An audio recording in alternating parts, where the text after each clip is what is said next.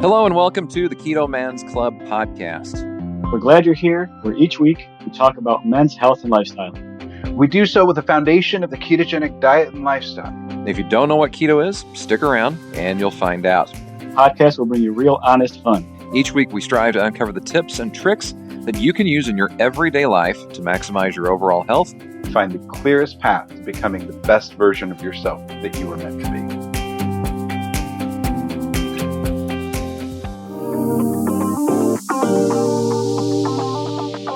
Eat meat, lift heavy, sleep, and repeat. We call that our life cycle. Made a shirt about it, and it rings true with who we are as a podcast and a group. We are fortunate enough to have partnered with a company who can help us achieve one of those three key elements: Som Sleep. They have a keto-friendly version of their delicious sleep aid drink, and we're loving it. It's a lightly flavored 8-ounce anti-energy drink. You drink it roughly 30 minutes before you're ready to go to sleep, and you'll feel it help you into a deep, restful, all-night sleep. It provides some helpful elements to do so, including magnesium, GABA, and melatonin. When combined, you have a powerful tool for getting the impactful sleep that you and I so frequently don't get in our technology-driven, fast-paced lives. You can find it at some retail stores, but you can also purchase it online and get it shipped to your door. When you do, use discount code TKMC10 and you'll not only be getting 10% off, but you'll be helping support the Keto Man's Club. You can find the link to their website by going to theketomansclub.com. We're thankful to Som for partnering with us, and we hope you'll benefit from use of their product the way we have so far.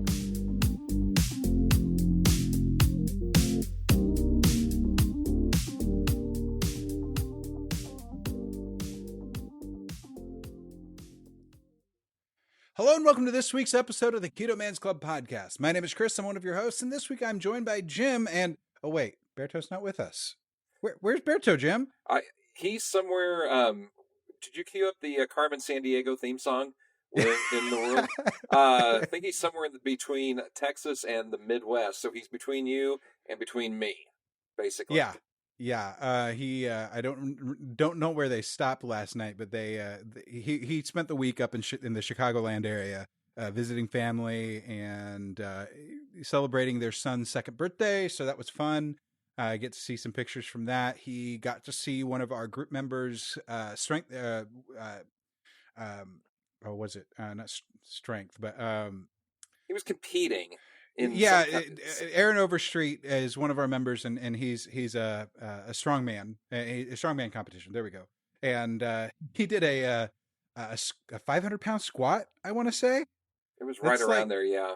Yeah, it was pretty good. Like he did the 280. Berto sent the video of the 280 at one point to us, and I'm like, oh, he did that easy. Like he didn't have to like he just did it.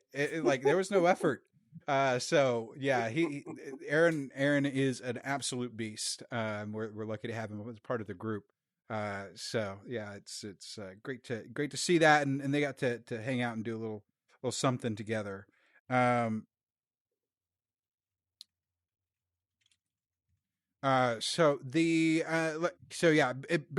is not with us this week because he's on the road right now with his family. Probably barely holding on to his sanity with 3 young ones in the vehicle. I know his wife is doing a great job of keeping that under control as best as she can. Berto's not one to let someone else drive, though. I'm sure that they're discussing. He's having the kids study and recite about the different cuts of meat and learning about that. I could see him. Or, some sort of brisket song or barbecue song. Yeah. The wheels on the grill go round and round. Yeah, I could totally see that. That totally, I could see them doing that. Only it'd probably be in Spanish because, why not? Yeah.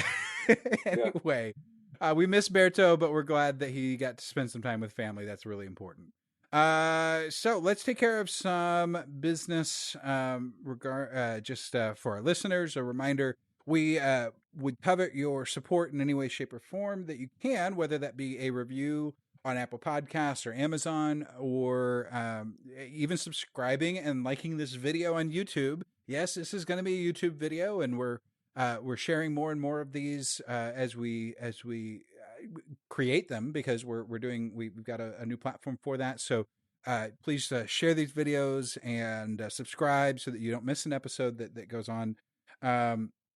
So yeah, we have that. Then you can also find all of the links to our groups, the Facebook page, the Instagrams, everything at theketomansclub.com. And you can, if you'd like to connect with us in some way, shape, or form, you can email us at ketomansclub@gmail.com. The other one's a valid one too, but ketomansclub@gmail.com. Or you can call or 512-518-6161. So you've got a few different ways to connect with us. We'd love to hear from you. Any ideas, any comments, any things that you have that you would like to share with us. We'd love to hear from you. So lots of ways to do that. Any club news? We're continuing to steadily grow and all of that. The 101 Club, the Keto 101 Man's Club, is well over 900 and should be coming up to 1,000 members probably in the next month or so. Definitely by the 1st of June, I would say, at the very latest. Yep. So that's a good thing. On the unfortunate side, a lot of people were looking forward to KetoCon 2021, which was going to take the place of KetoCon 2020 because it didn't get to happen due to the pandemic, and KetoCon 2021 is now pushed to KetoCon 2022. Yep. So it is what it is. We'll see what happens, and hopefully everybody gets their shot if that's what they decide to do. And if they don't want to do it, it's your decision, no problem. But hopefully we can make it happen next year. I think that we're gonna we will see it next year for sure. They'll have something this year, probably virtual in nature, like similar to what they did last year. But it's just not the same thing as being able to connect with all those people. My favorite part wasn't the sessions or the lessons learned, but really connecting with other people in the community. And so there's rumors of a BertoCon at some point in time this year. Some type of a get together here in Texas. I know Corey wants to do it in October. Berto wants to do it around his birthday. So we don't.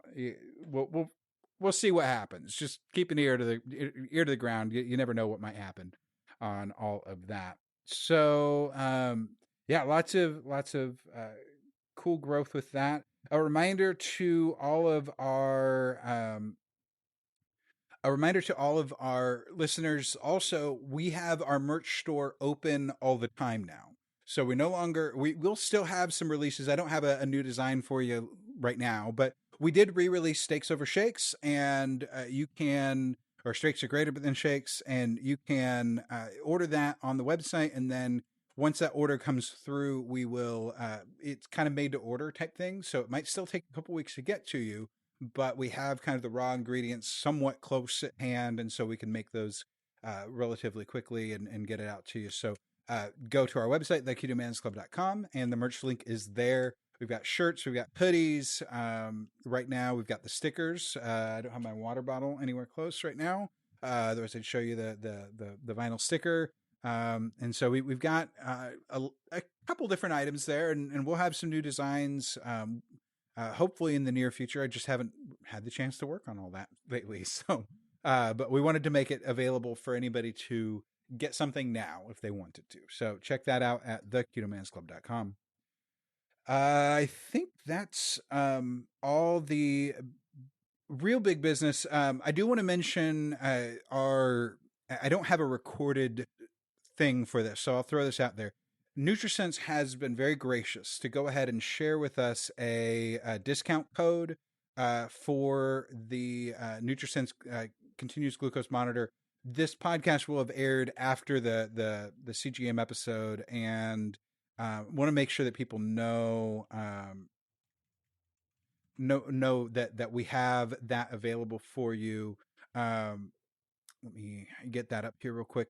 The discount code is TKMC25, and that will give you $25 off the first month of a non-trial membership. So if it's one of the 3-month or later, or greater memberships, you can $25 off the first month. And there is a link on the website for that, but you also can just use the discount code TKMC25, and that will give you the ability to get $25 off your first month. So that's a great opportunity to try something. I know Corey Madrasky is doing that right now, doing a month of it, and he's finding the information extremely helpful. He found that he's extremely sensitive to sucralose. So he's going to basically not be able to do pre-workouts ever again because they affect his glucose too much. So very interesting stuff that it can show, because we're all so very individual, and this gives us that near real-time data that is just unlike any other. That is enough business for now. Let's jump into our picks of the week. Jim, who'd you got? Mine is to Matt Eaton, who is a Oklahoma boy. He has crossed over into Wonderland, posted a photo up mid-March of hitting 198.7. Don't have a starting number, but 198 is below 200, so congratulations to Matt on hitting that milestone. Yeah, that's awesome. That's a hard one. Like, I've been pushing towards that for a while. I really want to land at or around 200 if I can.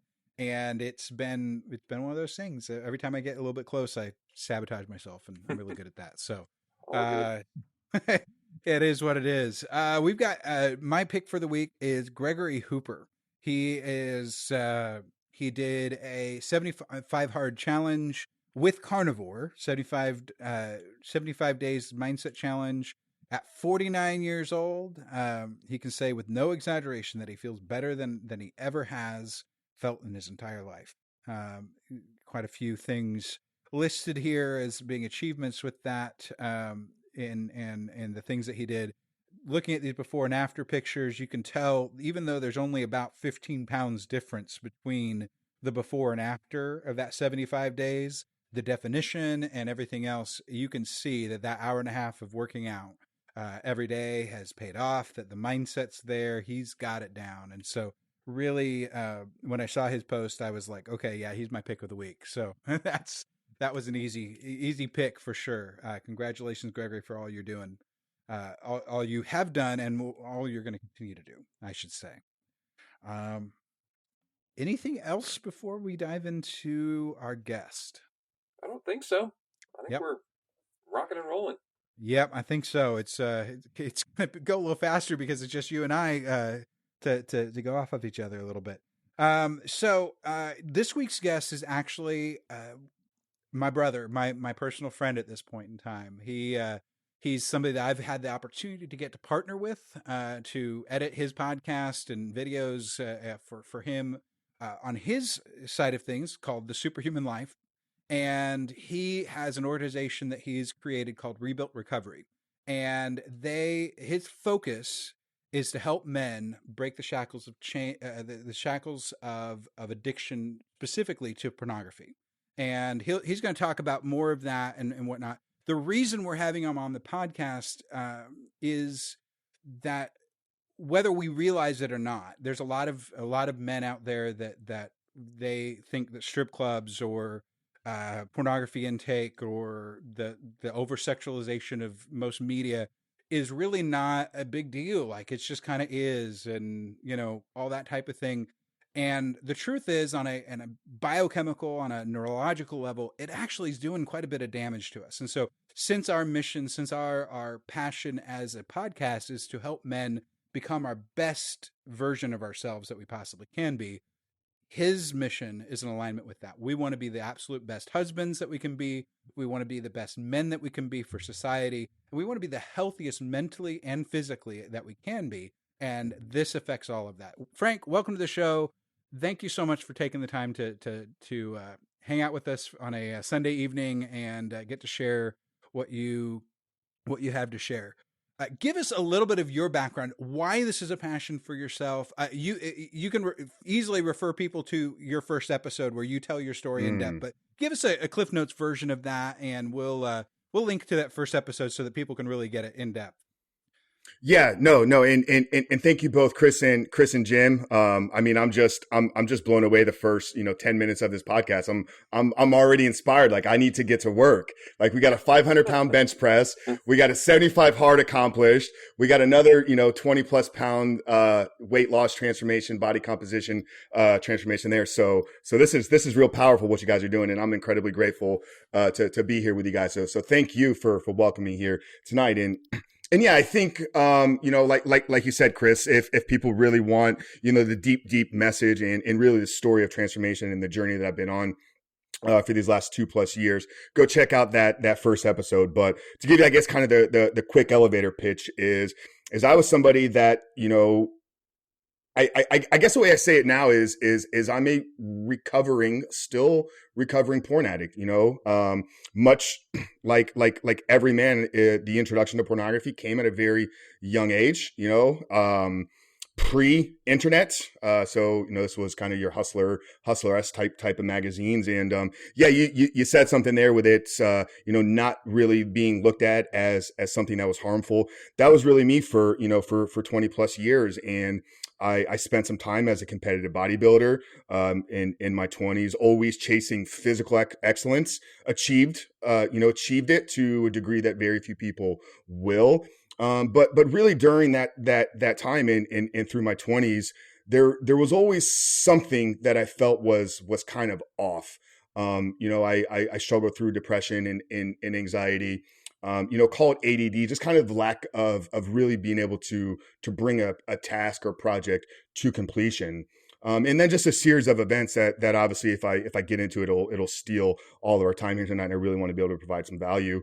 Just a series of life transforming events. Being introduced to some real powerful men, which is why I'm a huge fan of shows like this that bring men together and help men achieve greatness, because I've been very fortunate with mentors and friends and being around the right type of men. So through a series of events and it really, culminating on February 14th of 2019. It's funny, the day that we celebrate love. I'd been in a relationship for almost 4 years at that time. That was, for lack of a better word, was a broken relationship. I mean, we were living together, but we were roommates. And I knew that at that time I'd been doing a little bit of research on the impact of the brain. And I made a decision, and in sitting in a car, having a conversation, talking about what we're talking about tonight for the first time ever, my life changed. I made a commitment to multiple individuals, multiple people over the course of a few days. It led me to literally tearing a computer apart with my bare hands. And, the rest has been history here. 3 months later, my life transformed. I went through what now I understand was a reboot. I literally rewired the neurochemistry in my brain, and I began to see a different world. Things really began to open up to me. All of the impact that it had, all of the ways that it's held me back in the 35 years of my life prior to that really came to surface. And that put me on a trajectory where I wanted to get this story out into the world. And that was the genesis of the Superhuman Life podcast. And July 8th, we launched that, which was the first episode.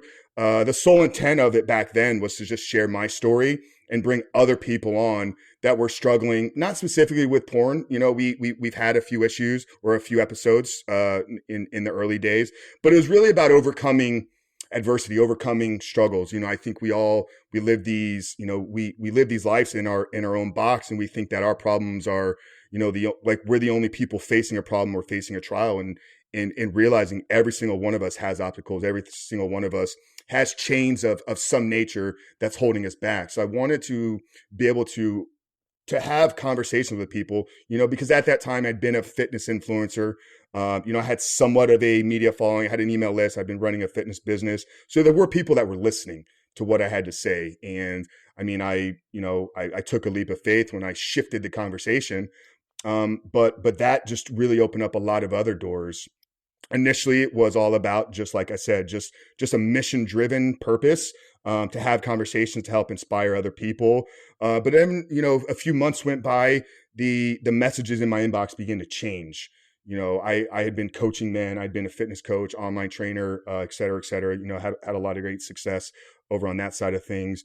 But the way that men started to reach out to me, it was more of a, first of all, it was thank you, thank you for what you're sharing. I've struggled with this in my life, because we all have, every single one of us has had this challenge at some point in our life. So initially it was those, and then in late January of last year, I took another leap of faith, and it said, hey, I think now, and this was through a series of people really encouraging me to step out and try to coach men.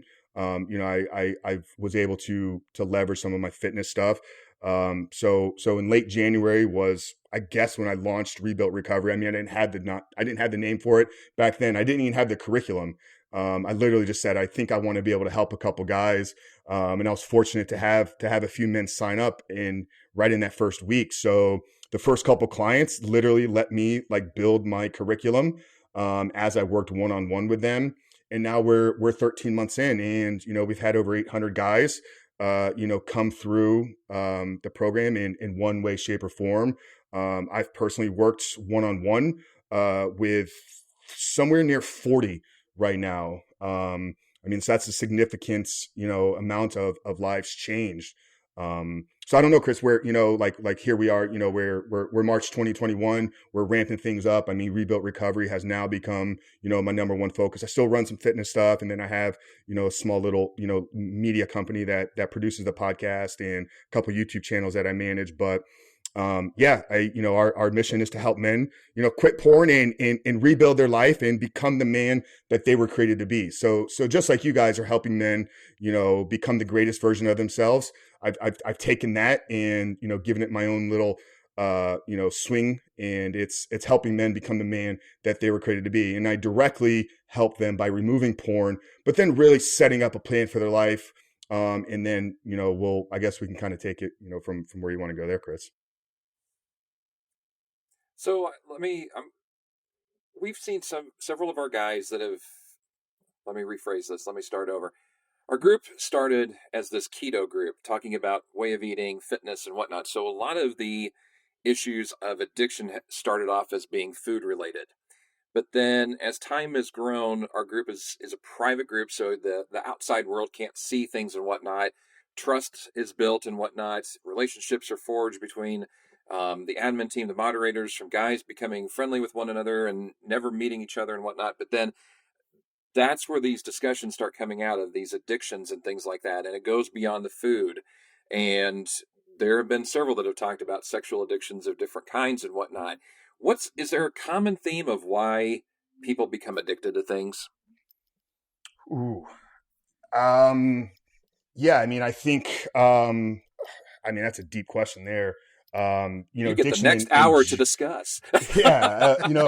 Addiction in general. I think from our human nature, where we're wired, we're wired for ease. And I think with most addictions, there's an instant gratification component to it. It's denying, it's not being able to deny myself now, whether that's lack of discipline or willpower, and seeking an instant hit of gratification. And we can get into kind of, how the dopamine system works and whatnot. But I think at the root of it, we're living in a time unlike any other time in human history, where we literally can get anything we want, not even at a click of a button anymore. We heard Chris just tell his lights to come on.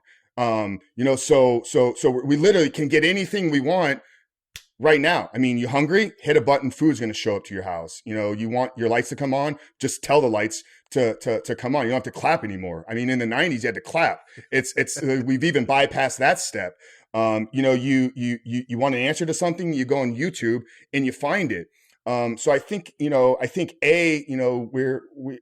human nature, is to want, the easiest path, or the path of least resistance. But then we're also living in a time and world where we can get anything we want at the click of a button. So I think that is probably, really stemming, addiction in general. Now, speaking directly to, a sexual addiction, that's once again, I'll tie that back to, to human wiring. Procreation is necessary for for the human race to continue. And so there's going to be a driver of lust. And then I think with, once again, where we are in the world right now, with things just being so openly sexualized. I mean, I don't know where you guys, want to take it. I don't want to make it overly, political, but we can see on just how things are accepted, sexually. And so, yeah, there's a lot there. I mean, I don't know if you want to unpack any of that, but I think a lot of it is stemming due to just our human nature of wanting the path of least resistance, and then the ability to get anything we want at the click of a button. So the thing that we hear our expert guests on the Superhuman Life regularly talking about is the dopamine hits, which is the same type of hit that we get whenever we take a stimulant type drug, or anything like that. It hits that part of the brain and excites it and makes it active and feel good. Yep. It triggers all those feel goods.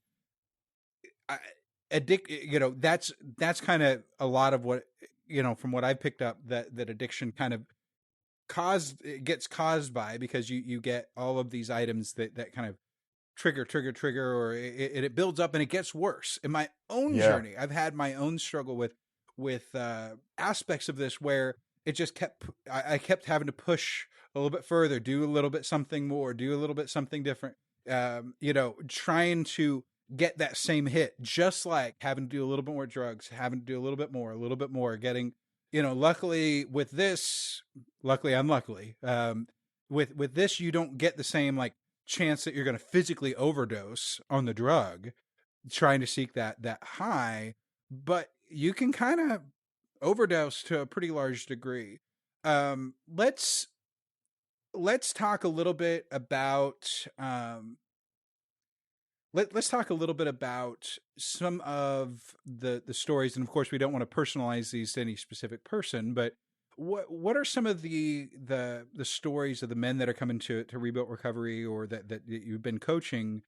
And if nothing else, maybe what are the commonalities that you're seeing with those that cause them to get ensnared or trapped, and what are they doing on a obviously there's a long form method to this that you do as a part of your curriculum and things like that, but what are some of the simple things that they're doing to try and to not try but actually see victory over hitting that button over and over and over again and trying to seek that high? Yeah, no, that's a great question. And yeah, just to piggyback off of kind of what you're saying there, we haven't had him on the show yet. I'm in talks with his people, but the head of the research lab at Stanford has a great way of defining addiction, and it's the narrowing of things that bring you pleasure. And when you think about what you just said there, Chris, it's like you begin to get narrow about what's going to give you that same dopamine hit. And over time, like we can visualize this with drug addicts. We can see the crackhead homeless on the street, or we can see the person that is struggling, through going through rehab with physical withdrawals. With porn, specifically porn or sex addiction, there's a lot of times we can't physically see what that horrible negative, outcome is going to be. I mean, we had a recent event here just last week in Atlanta, which I posted a video on my personal Facebook page, and then I shared it to the other social media platforms here today. This young man, he told us, what he was trying to do. He had a sex addiction, and he was trying to rid himself of the temptations by, taking the people out in the massage parlors where he was going to purchase sex. And a young 21-year-old man, I mean, with 99.9% certainty, I can say that this young man was introduced to pornography at a very young age. So, no, to get to your question, Chris, with the clients here, I mean, I've worked with guys that are in their 50s and have been hooked on this thing for 30 years, and we're enrolling a guy this coming week of 21 years old. One thing that is common and consistent with them is all of them struggle with just attention deficit disorder, or just lack of focus. And I think where this stems from, we know the visual impact of pornography is what's recognized or known in the neuroscience world as a supernormal stimulus. So literally from first or second kind of looking at it, once or twice, it begins to activate the frontal part of your brain to a supernormal level. The only other thing in the world that's going to give you that same stimulus effect is going to be these hardcore drugs, cocaine, heroin, anything that's kind of, very, very dopaminergic.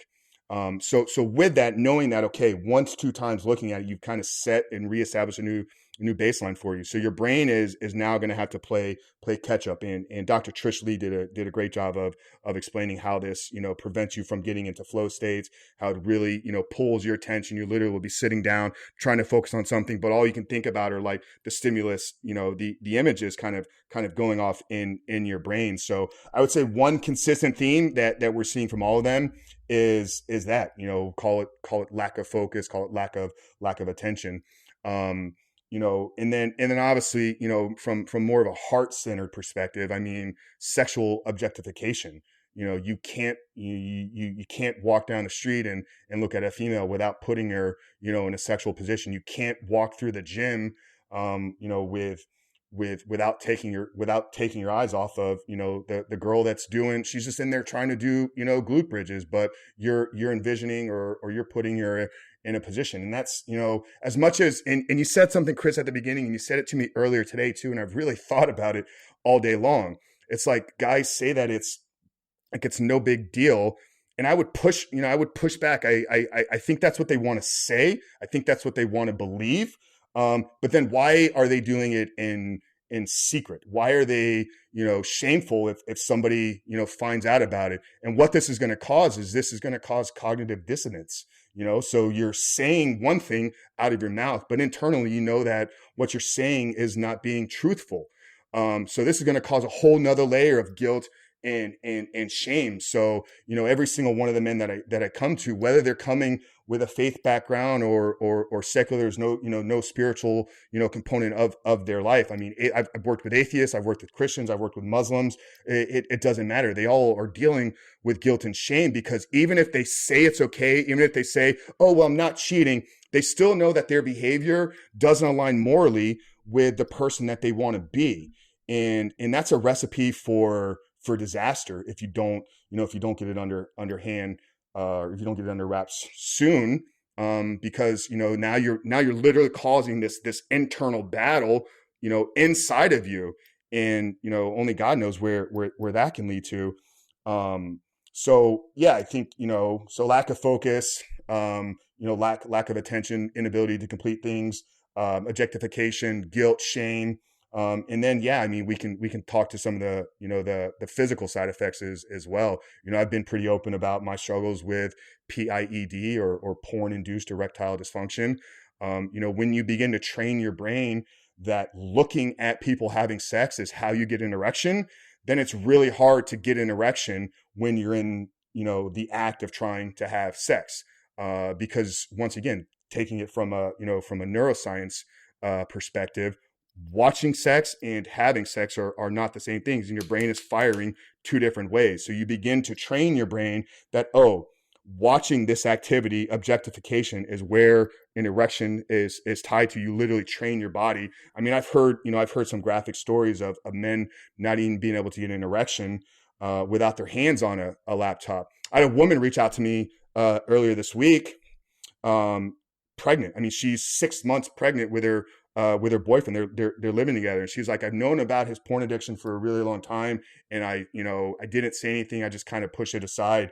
And it wasn't until he was literally having to watch porn on his phone while making love to his fiance that she realized that it was a problem. And I've heard a lot of stories about this. I've heard stories as extreme of having to watch, gay sex. I don't know if it's okay for me to say that here, Chris, but that's fine. Literally having to watch gay sex while trying to have sex with a woman. And this speaks to that narrowing of things that bring you pleasure. So, we all started our journey with pornography, probably watching some pretty vanilla stuff. We got off when we were young. We're just seeing a naked woman. Over time, this can take you down a pretty extreme rabbit hole to where you're having to get into some dark fetishes.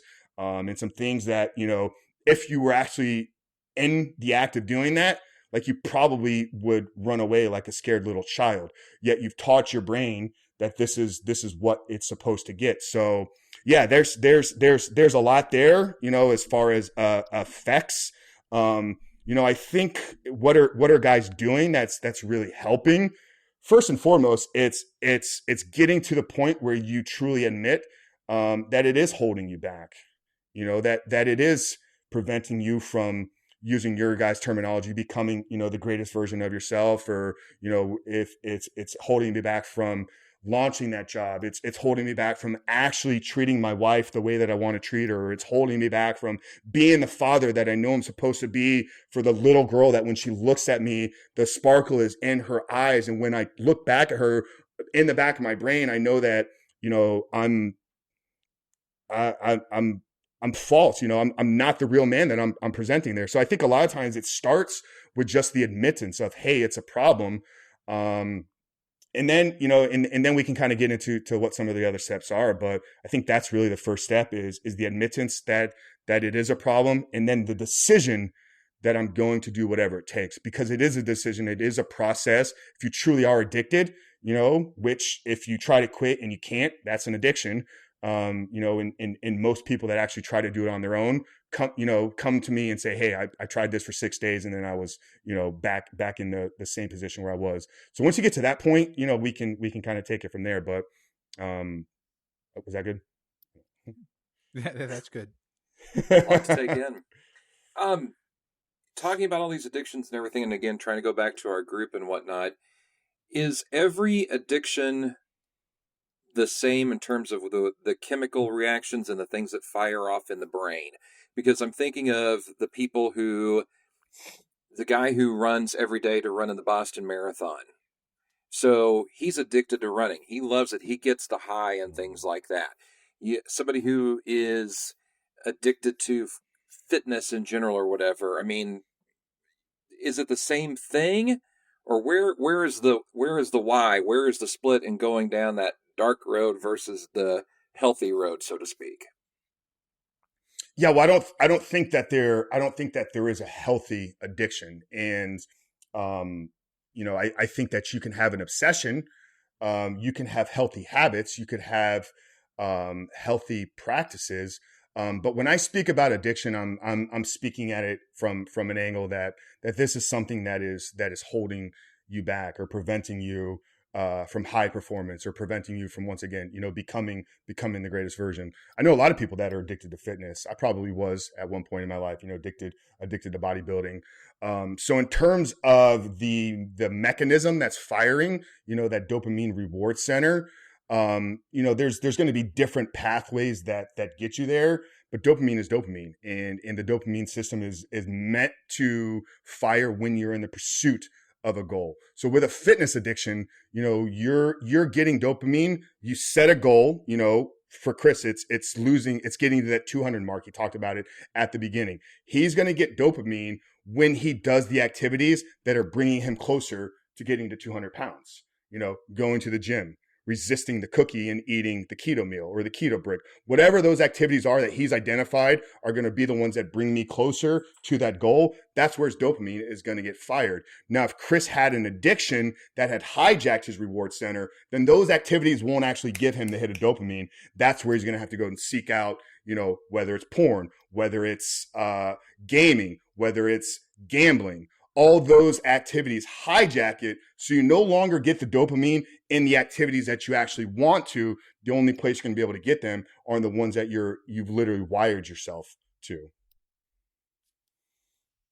I think the only thing that I would say along with that I think that Frank, you'd agree with, is that there is a certain level of pursuing those things. So like using fitness as an example, if it detracts from your other goals in life, say you escape into fitness so that you don't have to deal with issues in the home between your spouse or your kids, or you're retreating, into what seems like a good thing, but it's holding you back in another area, it can totally be that as well. And it may not necessarily fall into the same category of addiction, but it can be escapism all the same. And No, be that's so great. Yeah. great.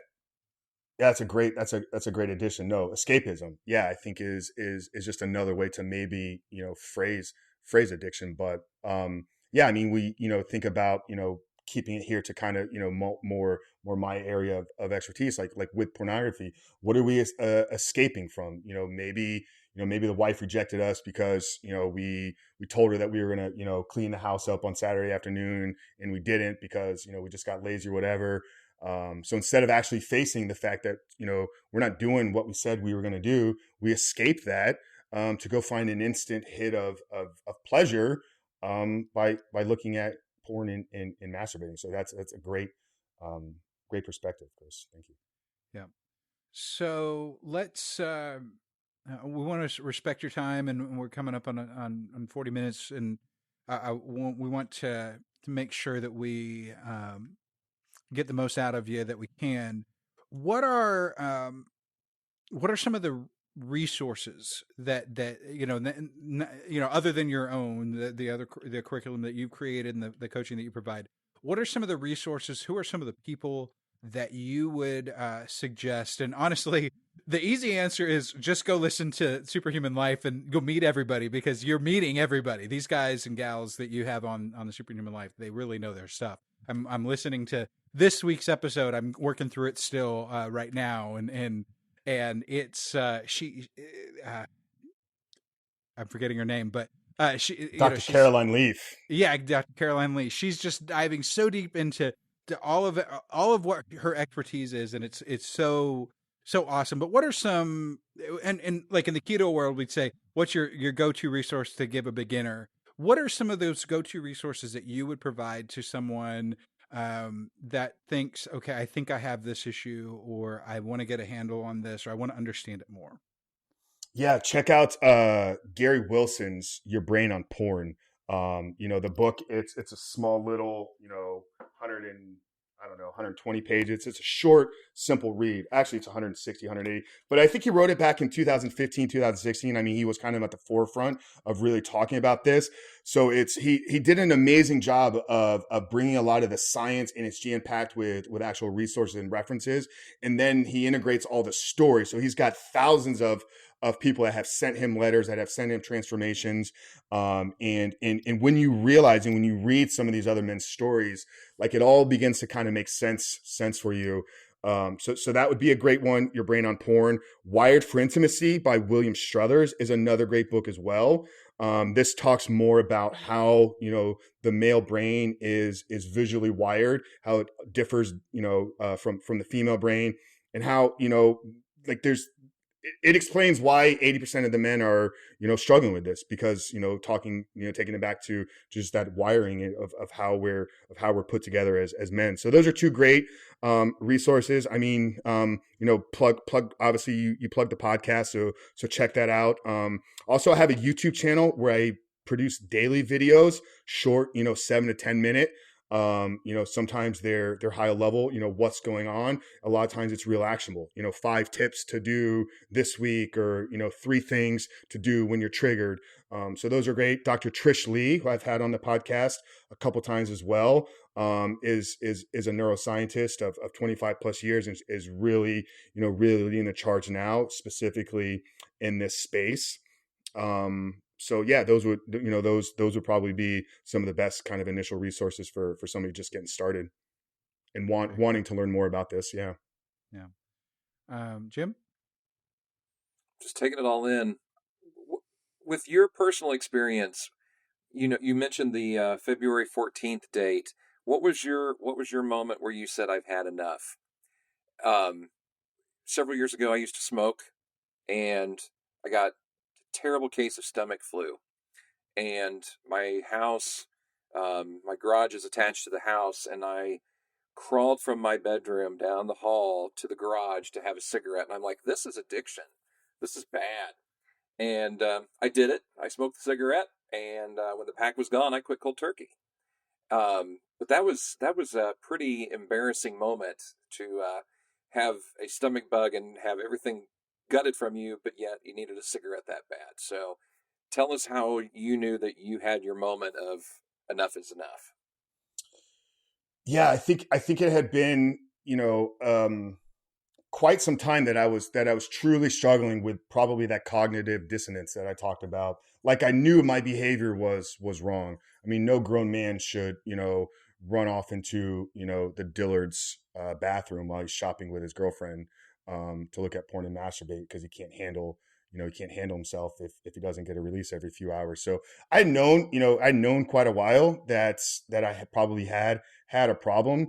And then when I actually I heard a podcast with another book that I didn't mention. It's called Surfing for God. The author is Michael John Cusick. When he shared his story on a podcast that I heard in late 2018, where he talked about how it led him into purchasing, sex and escorts, and he spent some time in jail. It really opened my eyes up. It was like, Frank, wow, like, if you don't actually get this under control, you think your life is bad now, like, it can get a whole lot worse. So after hearing that podcast, I began to do some of my own research. I'm kind of a junkie for knowledge and information. So, I looked up some of Gary's work. I saw one of his talks on the brain, on porn. But then the real life-changing moment came literally sitting in a car when, one of my best friends, who was a Marine, told me that he had been struggling with it. So I had read the book, I had heard other people talk about it, but having a conversation with somebody else that I knew personally and somebody that I respected a lot, saying, hey, I struggled with this for a really long time, but I think I got it under control. That kind of felt like I had the power to do it then and there. So I made that decision on February 14th. The following day was the computer incident where I shared it with my girlfriend at the time. So a lot of it for me was... Let's stop there for a second. That computer wasn't just a normal computer. That was the secret computer that you kept in the closet that had your porn stash on it. Yes. Like it was specifically set aside for that purpose. And that's like the junkie that has his secret stash. Yeah. So that's not something to be glossed over, but yeah, you brought it out. You talked to Stephanie, you ripped it in two, right? Yeah, right down the middle. And a lot of it back then was, because a part of me at the time thought that Stephanie, like, I thought that we were going to be together forever, and I couldn't envision myself being a husband, being a father, and being a fraud. And that's what I saw when I looked in the mirror. Is I saw somebody, I was out there, I was inspiring the world, build muscle, get 6-pack abs, because it's gonna create this awesome life for you. And when I looked at myself, I said, you're a fraud. So a lot of it was that internal battle of like, okay, you're saying one thing, but you have a secret computer, you're doing this behavior. So it really, like, all just kind of came down. And then 2 days later, there was another event, which I talked about in the first episode of the podcast with, I don't know if it was a physical withdrawal, but it had been the first time in probably a decade that I hadn't, had some type of release, where kind of my anger just got control of me. I ended up putting my hand through a wall multiple times. The third one hit the stud in the wall. My hand was shattered, and I was like a broken little, child crying on the floor. But in that moment, I found a lot of peace, because I knew that although my behaviors had led me to act out in the way that it did, that I wasn't ever going back. And then, a few months went by, my brain rewired and rebooted. And like I said, I began to see the world significantly different than I did for 20 plus years. Very cool. Let's, before we get your socials and things like that here, I want to talk very quickly about uncovering, bring the curtains back a little bit. There's a side thing that you do to a degree with some other organizations to talk about the thing that we don't realize probably is that most porn is actually shot, with people that are being subjected or forced to do it, or their children, or whatever these things might be. That the actual porn industry itself is a pernicious and bad thing. There's trafficking involved and all of that. You and I are both involved at this point, at least somewhat, with an organization trying to work against the sex trafficking. Talk a little bit about, from your perspective and the things that you've learned, what men need to know about what actually goes into the production of and the creation of that pornography. Yeah, no, thank you for bringing this up, Chris. I think people, if people want, I'll provide what I can here, but definitely check out Exodus Cry, check out Trafficking Hub. They're kind of at the forefront of here. But most people, if you have two eyes, you have seen some media coverage in the past 3 to 4 months of kind of what's been going on with Pornhub. It came out after American Express and Visa pulled their processing from their site. It got some coverage on the New York Times and I believe CNN and Fox News covered it as well. But out of the 12 million videos that they had published on their site at the time, 10 million of them were forced to be pulled down through unverification. And all that means it's prior to what's going on now. Anybody from anywhere in the world, if you had an internet connection, could upload a video to Pornhub. There was no verification of age. There was no verification of consent in the videos. So yeah, obviously, back in the 80s and in previous time, we know that it was more of a produced thing. Like everybody knows who Hugh Hefner was and the other guy that ran Hustler. Like, those were, calling for whatever they are. They were legitimate organizations and companies. These days, because of the money that is in the industry, because of the rise in human trafficking, I think Tim Ballard of Operation Underground Railroad has said that it's the fastest growing criminal enterprise in the world. With all $150 billion a year is generated off of human trafficking, and a large portion of that is used in for sex exploitation. So yeah, there's obviously some that's just people are being trafficked and sold through illegal prostitution, but a lot of it it is this revenge porn.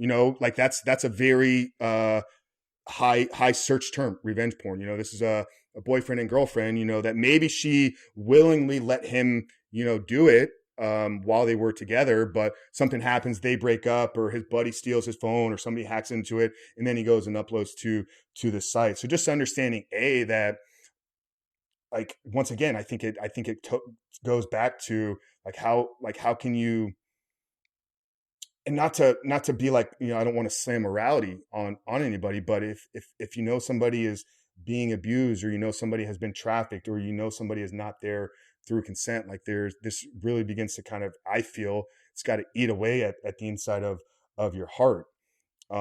So yeah, there's a lot that's coming out, and just like the organization stop the movement that that you were mentioning. I love what they do, because yeah, I think when I mentioned this at the beginning, like we see the outcome, we see the worst possible scenario of a drug addiction. It's in the movies, it's in the films. Nobody talks about what is the worst possible outcome of a porn addiction, and it's that escalation effect that we talked about. You start down here with vanilla, and then over time it's got to get more severe, and then that stops working. So where do you go? Well, then you end up in a massage parlor. You maybe end up purchasing an escort. When that doesn't even work because you can't get them to do what you need, then the only other outcome is to actually purchase a trafficked victim, because when you purchase a trafficked victim, you can do whatever you want. So I think it's, and I don't want people to think that I'm saying just because you look at porn means that you're going to end up buying, a sex slave, but it's we can't not see the connection there. So I think a lot of what, we're trying to do here is, if you come out and, you see media and you're like, I'm against trafficking, you can't at the same time be going to watch porn, because one fuels the other, and they are as closely tied as any two industries could be. Yeah, that's what I've been seeing as well, and it's pretty crazy to think that these normally young ladies are being they're 19, 20, 21, so they're technically legal, but they're shooting these videos to make $1, or they're being sold a bill of, you're going to be able to do this X, Y, and Z, but they're totally being played and taken advantage of by whoever it is that's producing the content, and all of this stuff that's just some of the stories that we've heard on your podcast about how thousands and thousands of young people, not just females, are being transported to certain areas for major events so that the rich and the can have whatever they want. That's just so crazy to me. And they really do. And that's why I bring it up. Porn and trafficking are two halves of one whole, really and truthfully, from everything that I'm learning. And I think for a lot of us guys, just knowing that will be like, oh, I'm not going to touch the stuff. That could be my daughter. That could be my sister. That could be my mom, whatever the scenario is. That's just, so I think that's important to recognize. Frank, how can people connect with you online? You've mentioned the YouTube, and we'll have all the links in the show notes too, but go ahead and shout them out real quick. Yeah, no. We said the podcast a few times. It is The Superhuman Life. Superhuman is 2 words. We're on Apple, Spotify, every platform that's out there. The YouTube channel is Rebuild Your Life. And then I'm probably most active socially on Instagram. So that's at The Superhuman Frank. I try to post daily. I miss sometimes, but I'm always active, and I reply to every comment and every message that I do get. I have a resource for anybody that maybe was listening, and it maybe sparked something inside of them, and like, hey, maybe I should start taking some steps. I have a free book that I wrote. It's called The 7-Step Guide to Living Life Without Porn, where it really kind of helps you get clear on the impact that it's had, and then really start building a porn-free day. And I think that's where it starts. Like, you got to have one day porn-free, and then you start to add days on top of that. So I'm about building structure and routines and habits in our life. So that's at the7stepguide.com. And then, Rebuilt Recovery. We're in the process of fully branding this thing out. So I don't know when this will be airing. The website probably won't be live at the time, but anybody that hears this, late 2021, rebuiltrecovery.com will be up and live, and that'll have all the access for, we have some courses and some other stuff kind of in development right now. So really excited about where the future is going for the entire organization. Very cool. Yeah.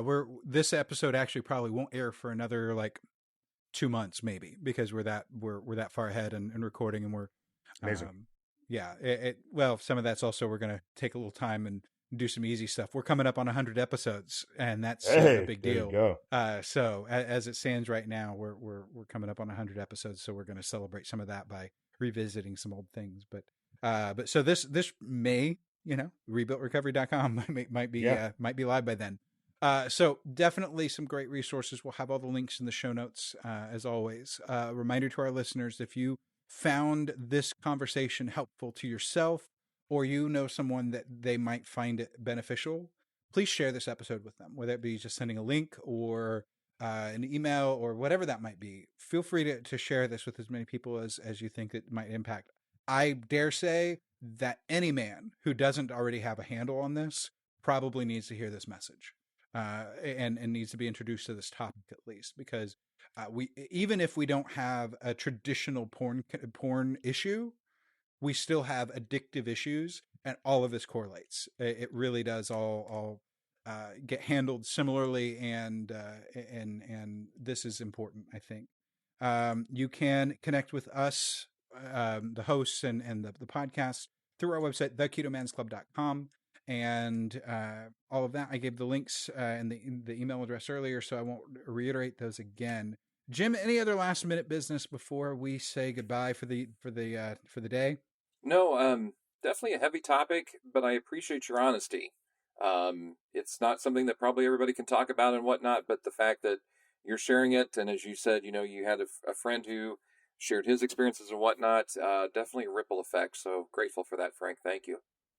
Yeah, no, thank you. I think, yeah, if I can do anything, it's addressing these conversations. And like I told you guys at the beginning, I'm grateful for both of you. I'm grateful for all of the listeners that stuck around with us today. I do know that it's it tweaks and ekes a little bit when the topic comes up, but no, I do think it's something that needs to be addressed, and hopefully it helps somebody today. So thank you guys. Agreed. Very good. Well, that's it for this week. Make sure to eat meat, lift heavy, sleep, and repeat.